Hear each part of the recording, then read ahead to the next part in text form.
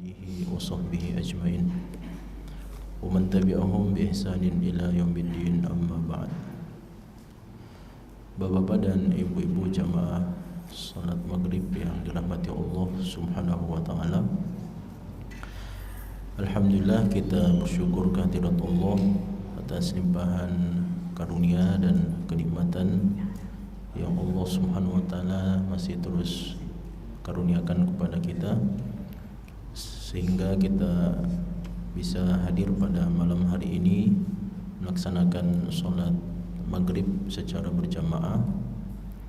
Kemudian sambil kita menunggu masuknya waktu sholat isya, kita kembali bermajlis atau hadir dalam majlis ini untuk membaca dan mempelajari hadis-hadis Nabi SAW yang dihimpun oleh salah seorang ulama kita, salah seorang alim dan hafidh, yaitu Al-Imam Al-Bukhari rahimahullahu ta'ala, dari kitab Al-Adabul Mufrad. Dan pada pembahasan yang sebelumnya kita membahas bab yang ke-65 jamaah sekalian, dengan bab Al-Jarissu, pembahasan tentang tetangga yang buruk, tetangga yang jelek, atau tetangga yang jahat. Karena lafaz as-su itu sendiri jamaah sekalian, lafaz as-su itu memiliki banyak makna tentu saja.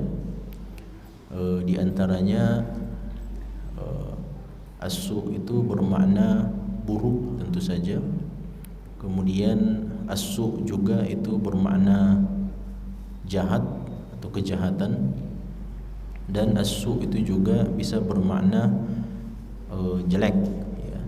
Makanya di dalam pembahasan adab atau di dalam pembahasan akhlak, maka ada disebutkan masawiul akhlak. Jadi di sana ada makarimul akhlak, artinya akhlak yang baik, akhlak yang luhur, dan ada juga masawiul akhlak. Masawiul akhlak artinya akhlak yang jelek, ya, akhlak yang tidak baik, yang buruk.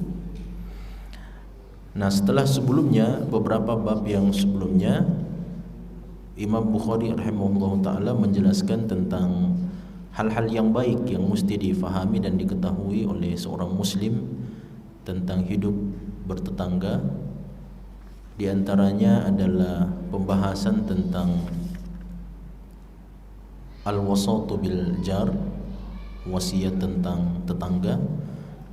Kemudian disebutkan juga pembahasan tentang hakul jar, hak seorang tetangga.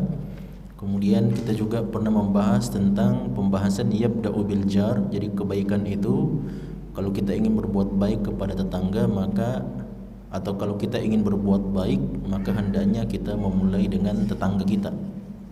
Kemudian ada juga bab pembahasan yahdi ila aqrabihim baban. Ya, kalau kita punya beberapa orang tetangga di sekitar rumah kita, maka jika kita ingin melakukan kebaikan kepada salah seorang di antara tetangga kita karena keterbatasan kepemilikan atau harta yang kita ingin berikan atau hadiah yang ingin kita berikan, maka Nabi SAW mengajarkan untuk memberikan hadiah atau berbuat baik kepada yang paling dekat pintu rumahnya. Nah, itu juga kita sebelumnya telah bahas. Kemudian ada juga pembahasan al-adna fal-adna minal jiran.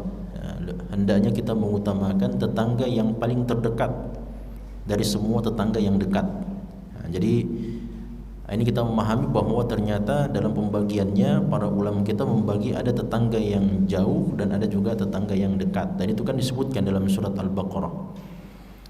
Kemudian jamaah sekalian, pada bab yang sebelumnya juga disebutkan bab man aghlaqa al-bab al-jar. Nah, ini kan sebenarnya dia datang dalam pembahasan negatif, namun tujuannya untuk menjelaskan sesuatu yang positif, bahwa tidak pantas dan tidak boleh seorang muslim itu menutup pintu rumahnya terhadap tetangganya. Jadi tetangganya butuh bantuan, sedang kelaparan atau sedang membutuhkan bantuan, maka seorang muslim, tetangga yang baik, seharusnya tidak menutupkan pintu rumahnya dan seharusnya dia membantu. Kemudian la yashba'u duna jarihi, ya, yukthiru ma'al maraq fayaqsimu fil jiran. Nah, ini semua bab-bab ya, yang sebelumnya kita sudah bahas, pembahasan tentang kebaikan-kebaikan yang kita berikan, atau pembahasan makarimul akhlak, adab-adab yang baik, akhlak yang baik yang seharusnya diberikan kepada tetangga. Kemudian jemaah sekalian, sekarang beliau masuk dalam pembahasan al-jarus su, pembahasan tentang tetangga yang buruk, tetangga yang jelek, ya. Dan masuk kepada pembahasan tentang amalan-amalan yang negatif yang harus dijauhi, yang disebutkan dari hadis-hadis Rasulullah sallallahu alaihi wasallam, menjadi pelajaran bagi kita semuanya untuk kita jauhi dan kita tidak lakukan. Sebagai informasi juga jamaah sekalian, bahwa dalam pembahasan akhlak yang buruk atau amalan-amalan yang buruk, maka ada dua metode memahami hadis-hadis Nabi sallallahu alaihi wasallam. Ada hadis-hadis yang memang menyebutkan keburukan-keburukan dan tindakan-tindakan kejahatan yang memang dilarang di dalam syariat kita, dan balasannya serta ganjaran keburukannya itu memang sebagaimana disebutkan di dalam hadis Nabi sallallahu alaihi wasallam. Dan ada juga hadis-hadis yang menyebutkan balasan keburukan terhadap amalan-amalan yang jahat, amalan-amalan yang tidak baik, atau kemaksiatan-kemaksiatan tertentu. Namun sebenarnya hadis-hadis itu dia keluar dari lisan Rasulullah SAW, dia datang dari sabda Nabi SAW, namun dia masuk dalam kategori tarhib. Nah, ini kan kita mesti faham bahwa dalam pembahasan adab atau dalam pembahasan akhlak, dalam pembahasan motivasi untuk melakukan amalan-amalan tertentu, maka selalu Nabi Muhammad SAW menggunakan dua metode. Metode yang pertama adalah metode targhib, motivasi, dan yang kedua adalah metode tarhib. Tarhib itu artinya menakut-nakuti. Nah, supaya para sahabat dan kita semua yang mendengarkan sabda Nabi Muhammad SAW ini menjauh sejauh-jauhnya dari apa yang dilarang sama Nabi SAW. Meskipun sebenarnya jamaah sekalian, kita mesti memahami dengan baik apa maksud dari larangan Rasulullah SAW tersebut. Karena kalau dikomparasikan atau kita bandingkan dengan riwayat atau hadis-hadis yang lain, atau barangkali dengan dalil-dalil yang lain seperti di dalam ayat-ayat Al-Quran, ternyata ada pembahasan yang mesti difahami. Sebagaimana nanti kita akan jelaskan dalam salah satu bab atau salah satu hadis yang akan kita bahas pada malam hari ini, yaitu hadis Abu Hurairah radhiyallahu taala anhu.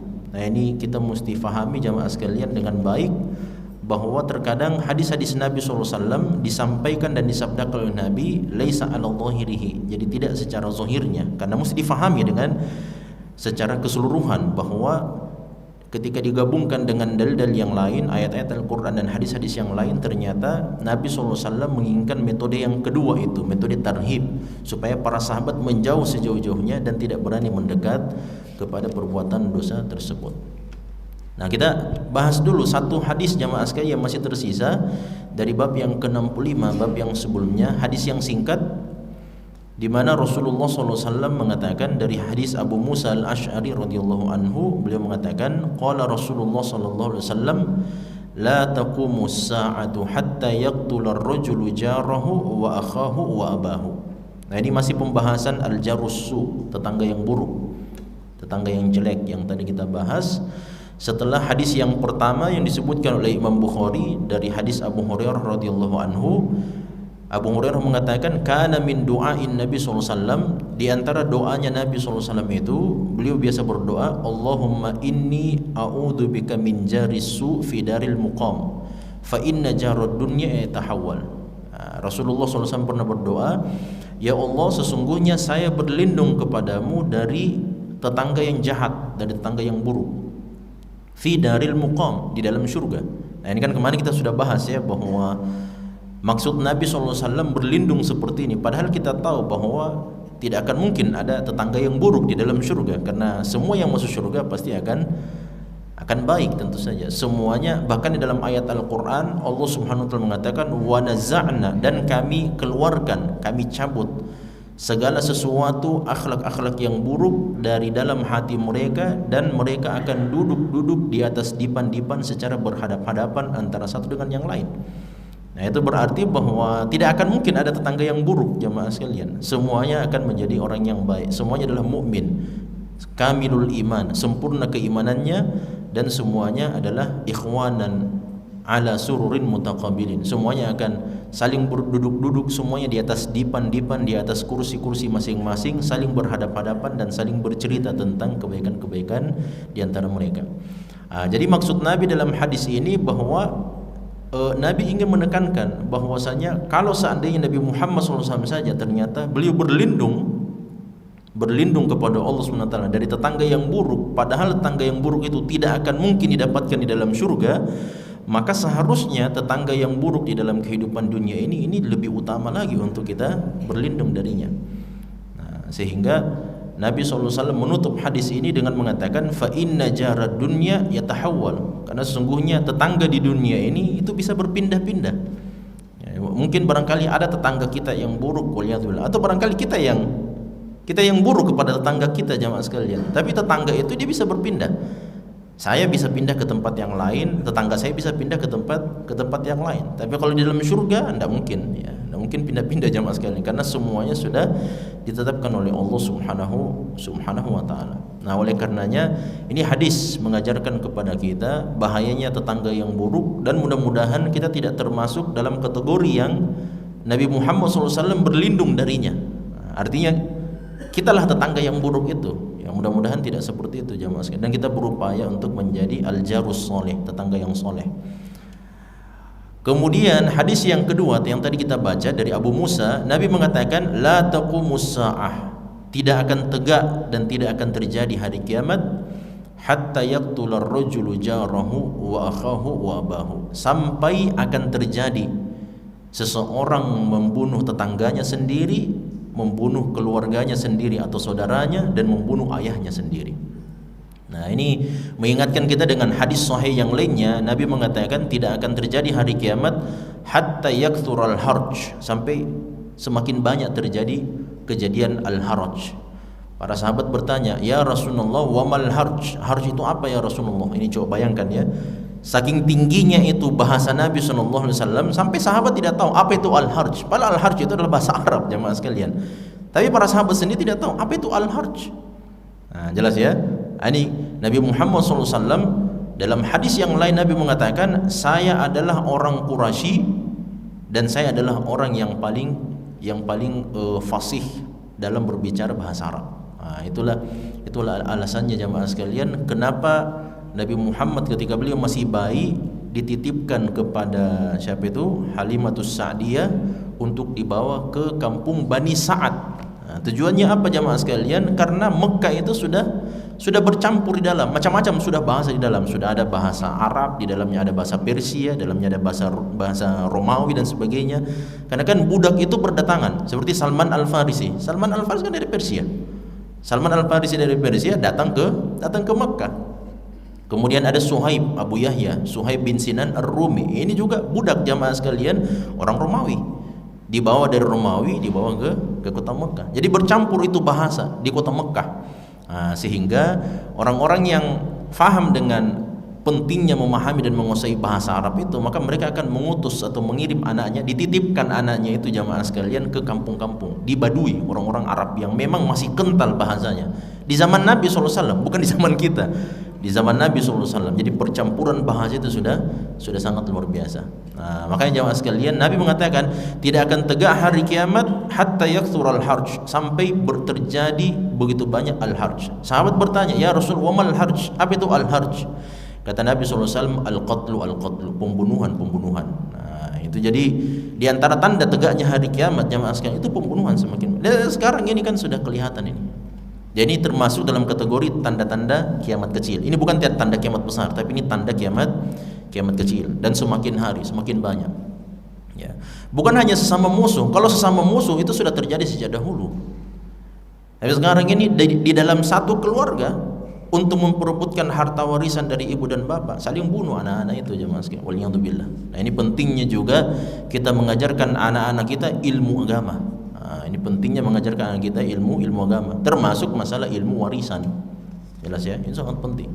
Nah, supaya kita meninggalkan anak-anak kita Tidak seperti yang difirmankan oleh Allah dalam surat An-Nisa, janganlah kalian meninggalkan anak-anak kalian dalam keadaan mereka lemah. Apa kata ulama tafsir? Lemah dari sisi apa? Bukan lemah dari sisi harta saja, tidak. Lemah dari sisi akidah, keyakinan. Jangan sampai kita meninggal dunia kemudian anak-anak kita tidak kenal siapa itu Allah Subhanahu wa taala, tidak tahu takbiratul ihram itu bagaimana, tidak tahu rukun-rukun salat itu apa. Apa bedanya antara rukun salat, syarat-syarat salat dan wajib-wajib salat, sunnah-sunnah salat? Nah, apa bedanya semua itu? Nah, kita meninggal dunia, anak kita tidak tahu, dia tidak bisa bedakan mana yang syarat, mana yang rukun, mana yang wajib, mana yang sunnah. Jelas ya? Nah, ini kan penting jamaah sekalian, harus diketahui. Dan seterusnya. Nah, makanya ternyata Rasulullah SAW mengatakan dalam hadis ini tidak akan tegak hari kiamat. Artinya ini adalah salah satu tanda kiamat kecil.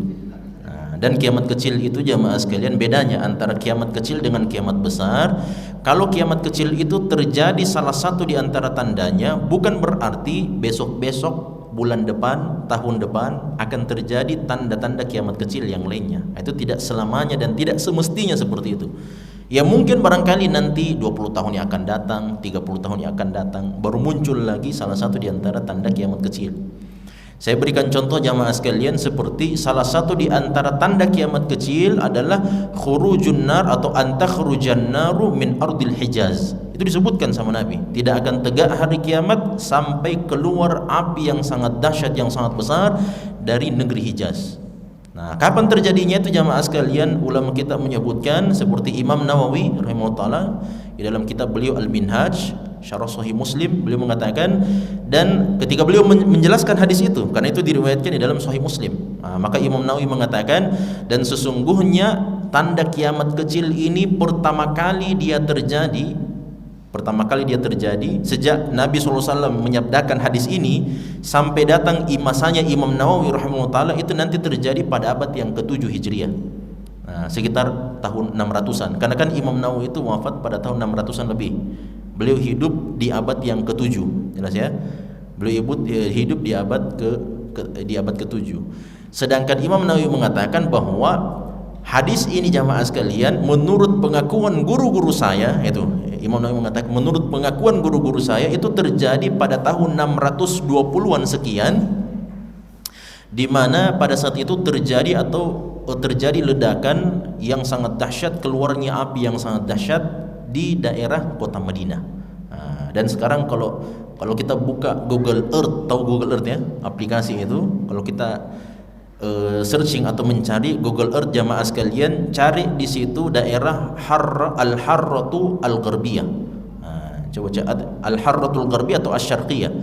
Intinya jamaah sekalian, kalau ini Masjid Nabawi, ini kita menghadap ke arah kiblat, dia di sebelah kiri. Kalau dia di sebelah kiri itu berarti Al-Harratu Asy-Syarqiyah, berarti daerah timur. Nah, dia dekat dengan bandara Prince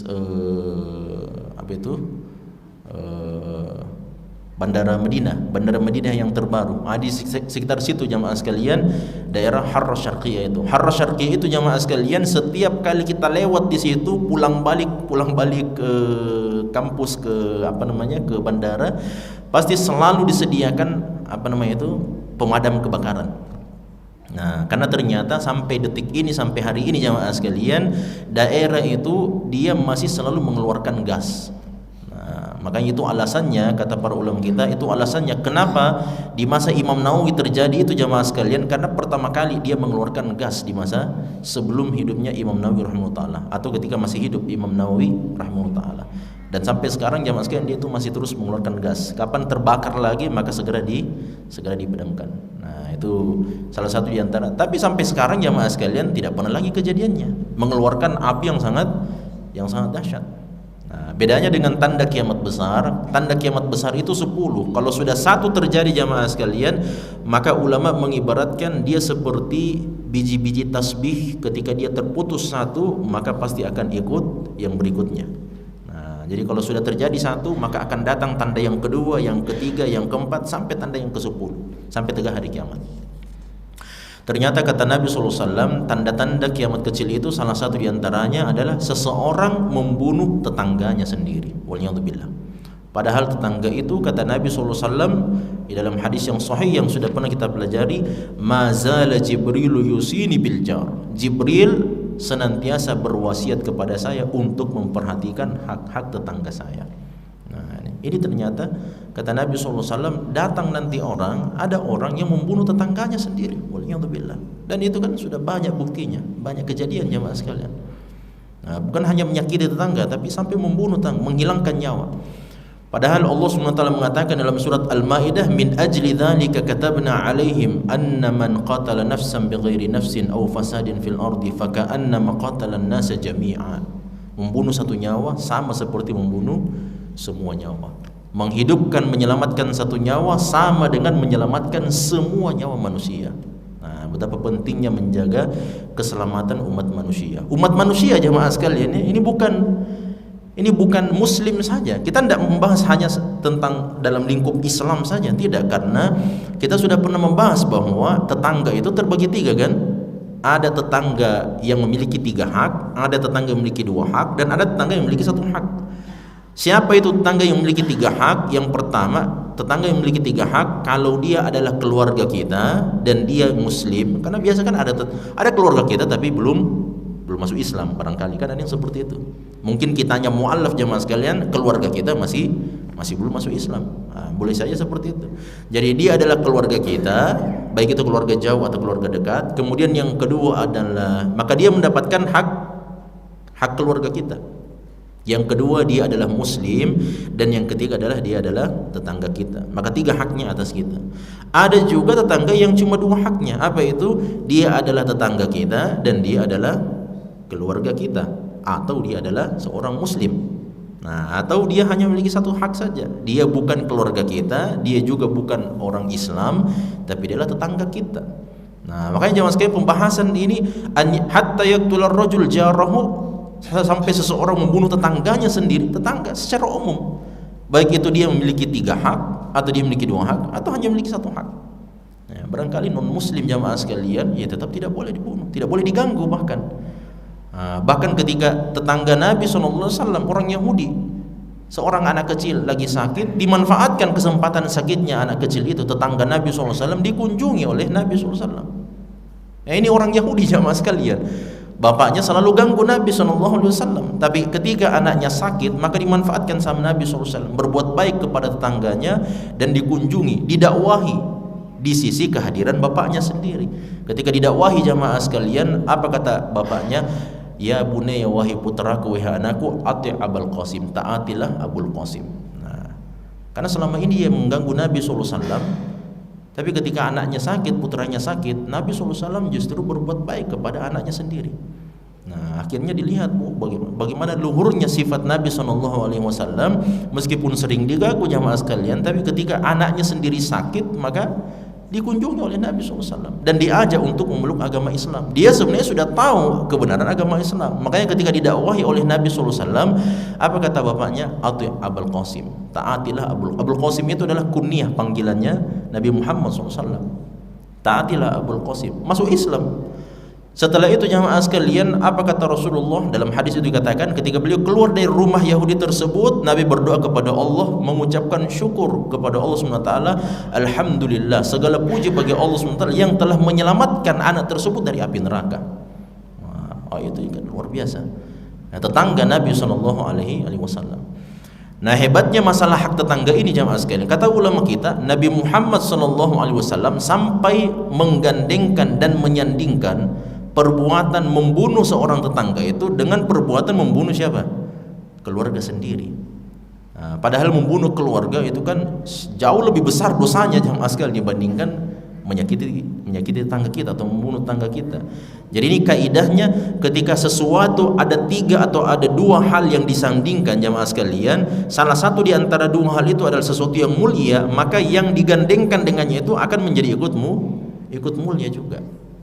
Nah, makanya kan Allah Subhanahu wa taala ketika menyebutkan bagaimana Allah Subhanahu wa taala mempersaksikan kemuliaan dirinya sendiri, kemudian Allah menyandingkan kesaksian para malaikat dengan kesaksian Allah, dan menyandingkan kesaksian para penuntut ilmu dengan kesaksian para malaikat dan kesaksian Allah Subhanahu wa taala atas keesaan Allah, para ulama mengatakan ini menunjukkan betapa mulianya para penuntut ilmu, orang-orang yang berilmu.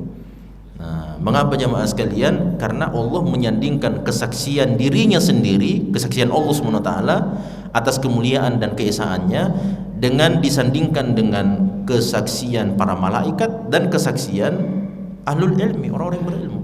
Apa kata Allah dalam surat Ali Imran? Syahidallahu annahu la ilaha illa huwa wal malaikatu wa ulul ilmi qa'iman bil qist. Nah, jadi ketika disandingkan antara Allah Subhanahu wa taala, kesaksian Allah, kesaksian para malaikat dan kesaksiannya orang-orang berilmu, itu berarti ini orang-orang berilmu jamaah sekalian, ini bukan main-main ini, karena kesaksiannya digandengkan dengan kesaksian Allah Subhanahu wa taala.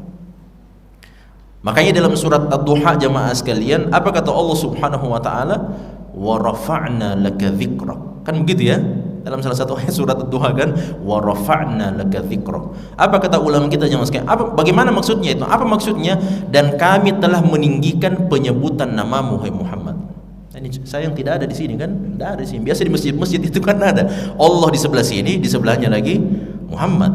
Nah, itu menurut sebagian ulama itu di antara wa rafa'na laka dzikrak. Apalagi jemaah sekalian, wa rafa'na laka dzikrak, kami tinggikan penyebutan dirimu Muhammad. Asyhadu an la ilaha illallah wa asyhadu anna Muhammadan abduhu wa rasuluh. Dua kalimat syahadat, tidak diterima syahadatnya dan tidak akan masuk Islam seseorang sampai dia mengucapkan dua kalimat.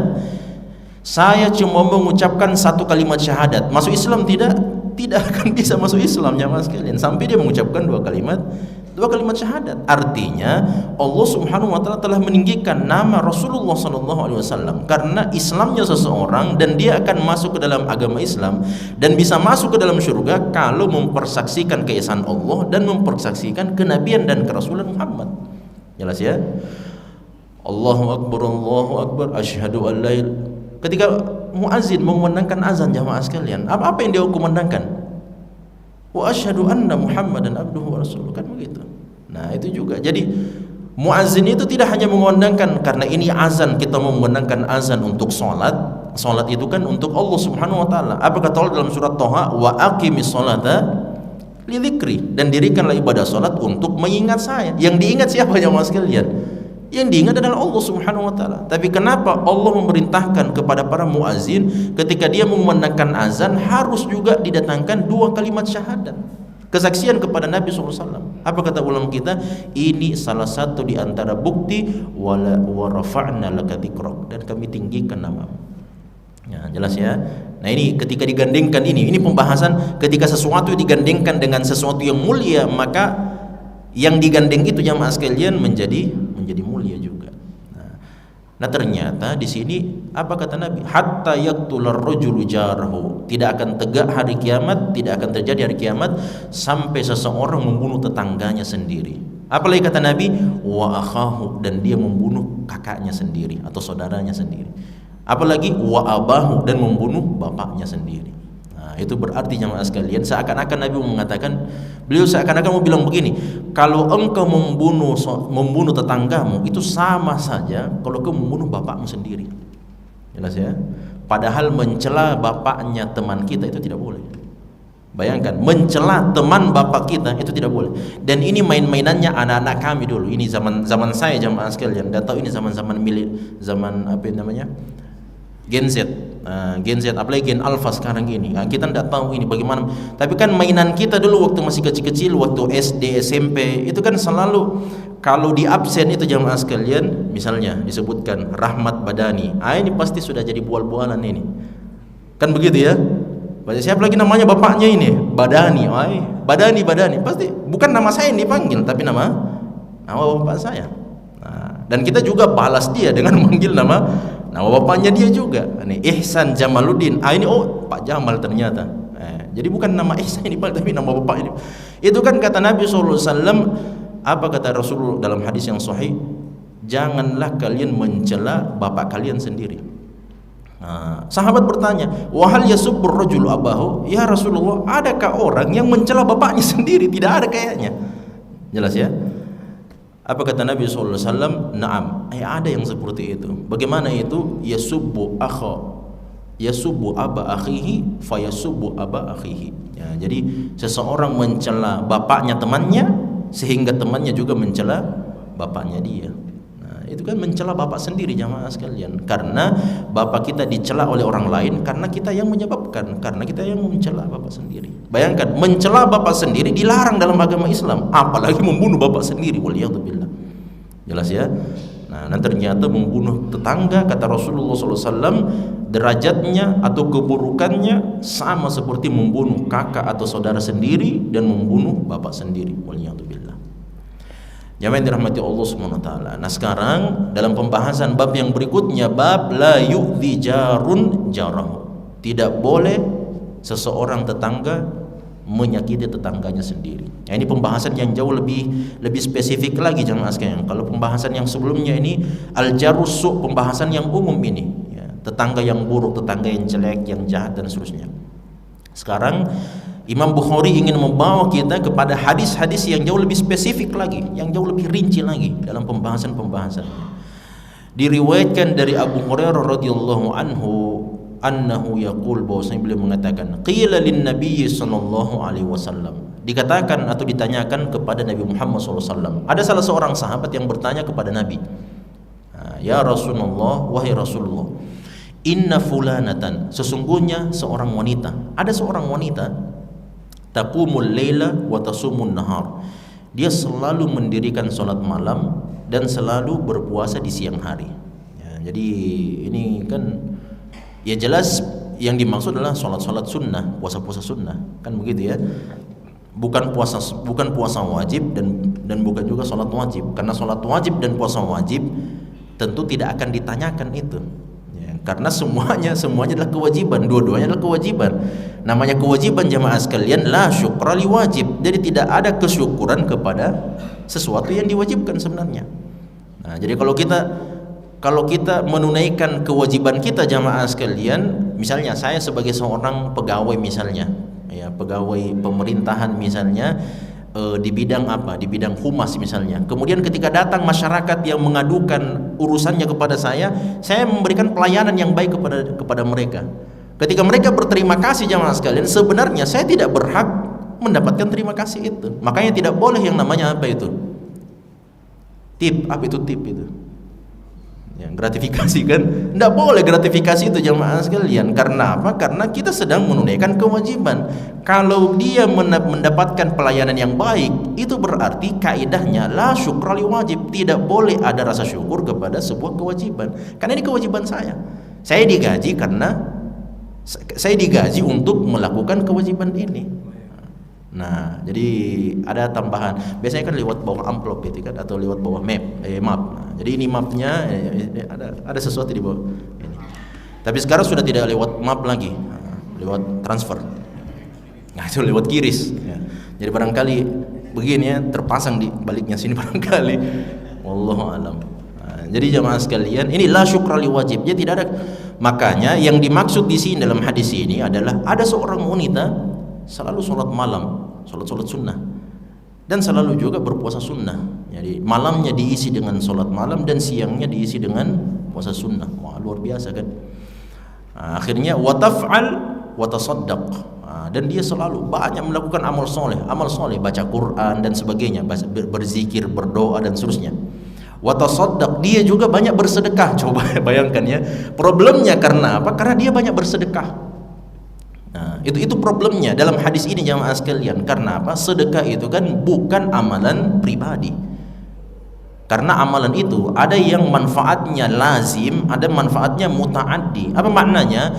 Amalan kesolehan seseorang itu terbagi dua dari sisi manfaatnya. Yang pertama, ada yang namanya amalan yang ya manfaatnya lazimun li nafsihi, manfaatnya hanya dia yang rasakan sendiri, jelas ya, seperti sholat itu kan siapa yang merasakan manfaatnya? Secara khusus manfaatnya cuma dirasakan oleh orang yang sholat itu. Orang yang berpuasa, siapa yang dapatkan manfaat orang yang berpuasa? Ya dia sendiri yang berpuasa. Manfaatnya ghairu muta'addi, manfaatnya tidak dirasakan oleh orang lain. Itu kalau kita sholat, sama dengan baca Quran, berzikir, berdoa. Kecuali kalau kita berdoa untuk saudara kita, untuk keluarga kita atau teman kita, itu lain lagi. Tapi kalau berdoa Rabbana atina fid dunya hasanah, Allahumma inni ala dzikrik wa syukrik wa husni ibadati, itu kan doa, manfaatnya hanya dirasakan oleh pribadi orang itu sendiri. Ada juga amalan yang manfaatnya dirasakan oleh orang lain. Itu namanya manfaatun muta'addiyah. Manfaatnya dirasakan oleh orang lain. Apa contohnya? Memberikan zakat, memberikan infak, memberikan sedekah dan sebagainya. Itu kan manfaatnya selain kita dapatkan manfaatnya juga dirasakan manfaatnya oleh orang lain. Membayarkan zakat fitrah itu kan manfaatnya dirasakan oleh orang lain. Membangun masjid, menggali sumur, kemudian apa lagi, membangun sekolah dan sebagainya, itu kan manfaatnya semuanya dirasakan oleh orang lain. Nah ternyata di dalam hadis ini jamaah sekalian, dan hadisnya sahih, ternyata wanita ini selain dia melakukan amalan yang manfaatnya dirasakan secara pribadi, dia sholat malam, dia berpuasa sunnah, ternyata dia juga bersedekah. Nah, bersedekah itu artinya dia juga memberikan manfaat kebaikan kepada orang lain. Cuman apa problemnya jamaah sekalian? Problemnya kata sahabat, wa tu'dhi jiranaha bilisaniha. Ternyata sambil dia sholat malam, sambil dia banyak-banyak berpuasa sunnah, sambil dia membaca-baca Quran, sambil dia berzikir, berdoa dan bersedekah kepada orang lain, di saat yang sama juga dia selalu menyakiti tetangga-tetangganya dengan lisannya. Jadi barangkali mirip-mirip seperti firman Allah Al-Baqarah 261, ya ayyuhalladzina amanu, wahai orang-orang beriman, la tubtilu shadaqatikum bil manni wal adha. Jangan kalian membatalkan, menghanguskan sedekah-sedekah kalian dengan mengungkit-ungkit kembali pemberian itu dan menyakiti perasaan orang yang menerima pemberian. Jadi ini wanita ini dia bersedekah jamaah sekalian, dia memberikan harta kepada orang lain, tapi sering diungkit-ungkit juga. Coba ingat-ingat ini, kemarin kan saya kasih bantuan kemarin itu, berapa kilo lagi saya kasih, berapa ini dan seterusnya. Itu dia. Maka apa jawaban Nabi SAW? Jawaban Nabi, faqala Rasulullah SAW, la khaira fiha. Tidak ada kebaikannya orang yang seperti itu. Padahal apa kata sahabat? Dia sholat ya Rasulullah, dia sholat malam, dia berpuasa sunnah, dia baca Quran, dia berdoa, dia berzikir kepada Allah Subhanahu wa taala. Bahkan dia bersedekah juga, bersedekah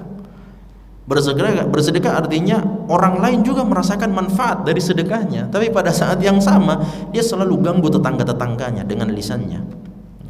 Makanya kata Nabi SAW, tidak ada kebaikan dari semua amalannya, hiya min ahlin nar, dia termasuk ke dalam penghuni neraka. Waliyadzubillah. Di sini ada pelajaran menarik jamaah sekalian, bahwa para sahabat ini ketika mereka bertanya kepada Nabi SAW, seringkali para sahabat itu selalu merahasiakan siapa orangnya. Bahkan dalam sebagian riwayat, dalam sebagian hadis, sebenarnya yang mengalami kejadian yang ditanyakan dia sendiri sebenarnya. Cuman dia tidak mau sampaikan kepada Nabi, karena mengetahui personal siapa yang melakukan itu sebenarnya tidak penting. Sebagaimana manhaj Al-Quran kan seperti itu. Ashabul Kahfi, ada tidak di antara kita yang tahu siapa-siapa itu 9 pemuda Ashabul Kahfi? Kan tidak ada yang tahu, tidak disebutkan. Nah, yang disebutkan jamaah sekalian, yang disebutkan oleh para ulama kita dan banyak diperselisihkan oleh para ulama kita, siapa nama anjingnya. Itu disebutkan jamaah sekalian, karena kan ada anjingnya itu kan. Ya, ini para Ashabul Kahfi, para pemuda Kahfi yang tidur selama 309 tahun, itu kan yang diperselisihkan justru siapa nama anjingnya. Itu kan ada yang mengatakan Qitmir, ada yang mengatakan Ful'ab, macam-macam. Tapi siapa nama orang-orangnya, ya, itu kan tidak penting. Tapi yang paling penting mengetahui bagaimana perjuangan mereka dalam menjaga akidah dan keyakinan mereka. Itu yang paling penting. Jelas ya? Nah, tidak perlu ditahu semuanya itu. Makanya para sahabat pun juga mengambil metode yang seperti itu. Karena kebiasaan Nabi SAW selalu begitu juga.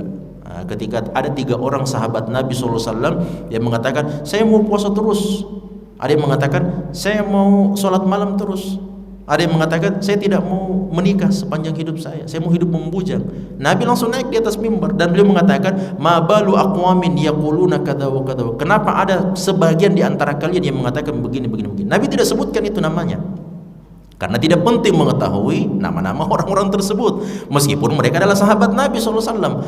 Dan kalau disebutkan oleh Nabi SAW, itu lebih mirip kepada perbuatan tashhir. Tashhir itu artinya dipermalukan. Jadi Nabi seakan-akan kalau disebutkan, kenapa fulan, kenapa kalian begini, di depan para sahabat Nabi, itu kan memalukan jemaah sekalian. Makanya Imam Syafi'i mengatakan, jauhilah oleh kalian menasihati di hadapan umum. Karena apa? Karena itu bukan nasihat, itu justru mempermalukan orang yang ingin dinasihati. Bahkan saya, kata Imam Syafi'i, kalau ada yang menasihati saya atas kesalahan yang saya lakukan di hadapan murid-murid saya tidak akan terima nasihat itu. Karena apa? Karena itu bukan menasihati sebenarnya, itu adalah mempermalukan. Kalau mau nasihati, maka nasihati face to face, 4 mata. Supaya orang menerima itu jemaah sekalian. Nah, makanya di sini dalam hadis ini sahabat yang bertanya tidak mengatakan ada wanita namanya ini tidak disebutkan, karena itu tidak penting jemaah sekalian. Yang penting adalah bagaimana kita mengambil pelajaran bahwa ternyata amal soleh secara vertikal bahkan secara horizontal, ini kan amalannya vertikal dan juga horizontal, ini kan ada sedekahnya, itu berarti amalannya horizontal juga, sesama mereka juga. Tapi ternyata pada saat yang sama dia banyak berbuat jahat, dia banyak mencela, dia banyak menghina, dan seterusnya. Bahkan hinaannya itu kepada tetangganya, kata sahabat. Makanya apa kata Nabi? Hiya min ahlin nar. Kata ulama kita jamaah sekalian, 2 kemungkinannya. Hadis yang seperti ini ketika Nabi mengatakan tidak akan masuk surga atau dia penghuni neraka, maka 2 kemungkinannya. Kemungkinan 3. Kemungkinan yang pertama, memang Nabi Muhammad SAW mendapatkan wahyu dari Allah bahwa wanita ini memang akan masuk ke dalam neraka. Nah, ini bahayanya kalau kita hidup. Seandainya saya jadi sahabat Nabi, seandainya saya hidup di zaman Nabi SAW, kenapa saya ditakdirkan hidup di zaman sekarang? Seandainya saya hidup di zaman, kan biasa ada yang bilang begitu, enak sekali itu kalau kita hidup di zaman Nabi, karena bisa kita ketemu dengan Nabi dan seterusnya. Siapa tahu kita ketemu Nabi sebagai Abu Jahal, waliyadzubillah. Kan bisa seperti itu, bukan sebagai Abu Bakar jemaah sekalian. Makanya berhati-hati. Kemungkinan yang kedua, kita tutup dengan pembahasan yang 3 ini. Kemungkinan yang kedua jemaah sekalian, Nabi mengatakan dia penghuni neraka karena dia menghalalkan perbuatan dosa besar itu. Nah, kalau menghalalkan dosa itu berarti menjadi penghuni neraka, karena dia menghalalkan sesuatu yang diharamkan oleh Allah SWT. Yang ketiga jamaah sekalian, Nabi mengatakan hiya min ahlin nar, dia termasuk ke dalam penghuni neraka untuk menakut-nakuti para sahabat, supaya tidak ada yang melakukan perbuatan yang sama seperti yang dilakukan oleh wanita ini. Dan yang dimaksud dengan hiya min ahlin nar, bahwa dia tidak akan masuk surga nanti karena dia tidak akan masuk surga pertama kali seperti para orang-orang beriman yang langsung masuk surga tanpa harus diazab di dalam api neraka. Artinya dia masuk neraka dulu, diobok-obok dan sebagainya, setelah bersih baru dimasukkan ke dalam surga Allah Subhanahu wa taala. Jadi kemungkinan dari sabda Nabi SAW yang seperti ini, mudah-mudahan Allah Subhanahu wa taala menjauhkan kita semuanya dari keburukan-keburukan, dan Allah memberikan taufik kepada kita semuanya mampu berbuat baik kepada tetangga-tetangga kita dan menjaga diri dari keburukan orang-orang yang buruk. Subhanakallah hamdik, asyhadu an la ilaha illa anta, astaghfiruka wa atubu ilaik, wa akhiru da'wana alhamdulillahi rabbil alamin, wassalamu alaikum warahmatullahi wabarakatuh.